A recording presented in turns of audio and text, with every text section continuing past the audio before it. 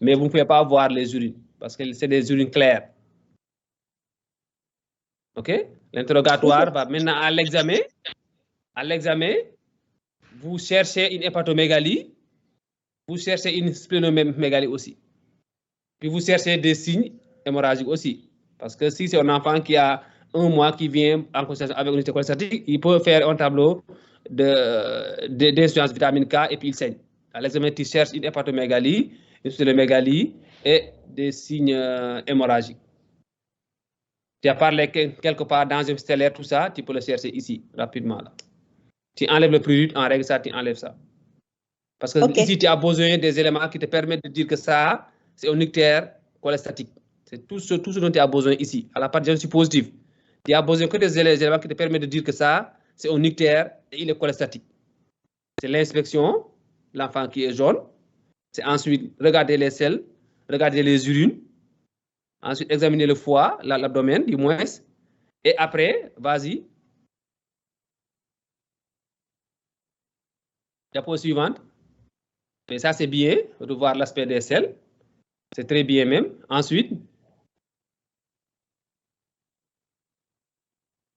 diapo suivante. C'est celle-ci, cette diapo paraclinique. Mais on avance là, on avance. Cette diapo-là, elle est parfaite là. On avance. OK. Voilà, ici, tu as besoin que de cette diapo dans la partie paraclinique. Écho, biopsie, machin, il faut l'enlever ici. Tout ça là, il faut l'enlever ici là. Il faut retourner la diapo précédente. La diapo précédente.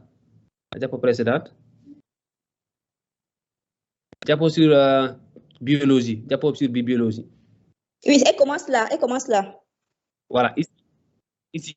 Voilà, là. Tu devais. Diagnostic positif s'arrête ici. Ça s'arrête ici, là. Il y a circonstance découverte, examen clinique, interrogatoire. L'enfant n'a pas fait pipi devant toi, il n'a pas fait de caca devant toi. Tu demandes aux parents, ils te disent que les selles sont décolorées, les urines sont foncées.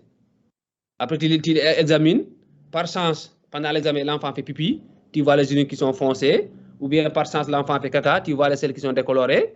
Tu examines son abdomen, tu vois son foie. Puis tu vois aussi est-ce qu'il y a une rate.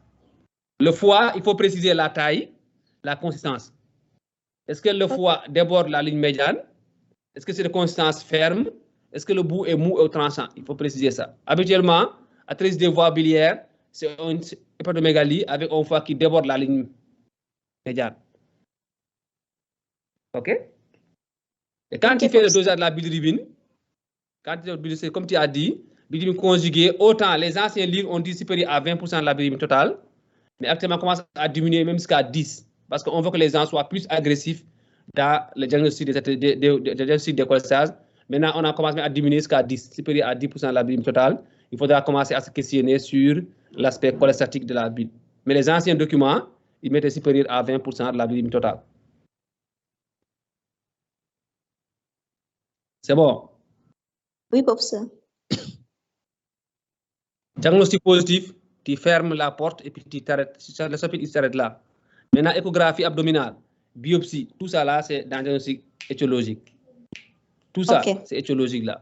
Mais ce n'est pas dans le diagnostic de la cholestase, c'est ictère, celle décolorée, urine foncée et bilirubine supérieure à 20% de la bilirubine totale. Point. Tout ça là, tu gardes ça à la partie étiologique. OK? Oui, professeur. Voilà. Ensuite, tu fais diagnostic de gravité comme tu veux, ou bien diagnostic de retentissement. Tu fais d'abord retentissement au niveau, mais si tu veux, hépatique. Mais diagnostic de retentissement, tu ne l'as pas fait. Mais tu l'as un peu donné, dans le rappel. Mais tu aurais dit, parce que dans ton plan, tu as parlé de diagnostic de gravité, on en a parlé. OK, diagnostic de gravité ou de retentissement. D'abord, hépatique, c'est la cirrhose, c'est l'hypertension portale. Ensuite, retentissement hématologique, mais si l'enfant a saigné, il y a une anémie. Retentissement osseux, l'osteodystrophie ou bien le rachitisme secondaire.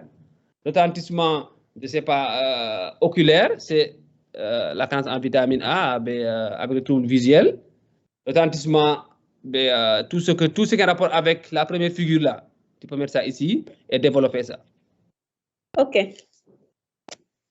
OK? OK, Voilà. OK, professeur. Diapo suivante.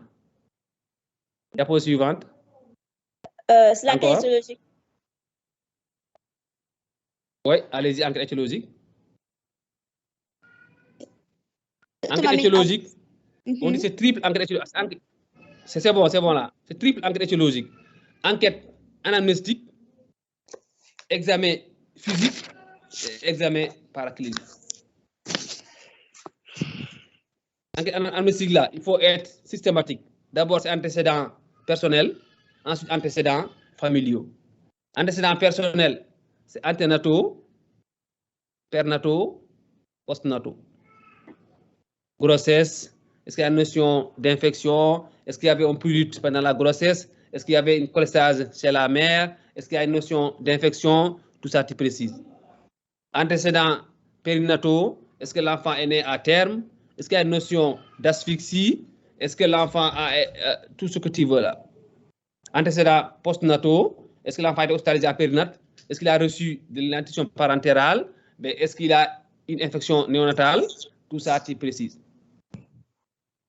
Ensuite, antécédents familiaux. Notion de décès néonatal, notion d'avortement, mais notion de consanguinité, tout ça, c'est familial, tu ressors ça. Consanguinité, décès néonatal, avortement, mais tout ça, il faut le systématiser. Ton problème, c'est que tu n'as pas systématisé les choses individuelles. Tu n'as pas systématisé les choses individuelles. Ce qui fait que tu as tout mélangé n'importe où et n'importe comment. Et avec ça, les gens ne retiennent rien. Okay. Il faut systématiser antécédents personnels, anténataux, périnataux, postnataux. Antécédents familiaux, tu mets les 4, consanguinité, décès néonataux, avortement, notion de cas similaire. Point. C'est bon? Oui, professeur.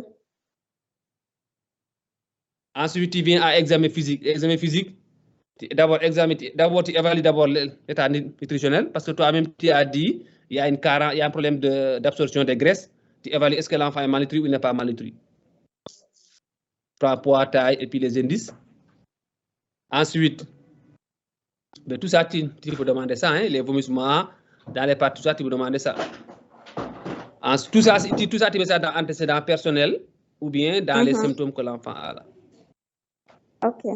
Ensuite, tu examines l'enfant de la tête aux pieds. Tu examines l'enfant de la tête aux pieds.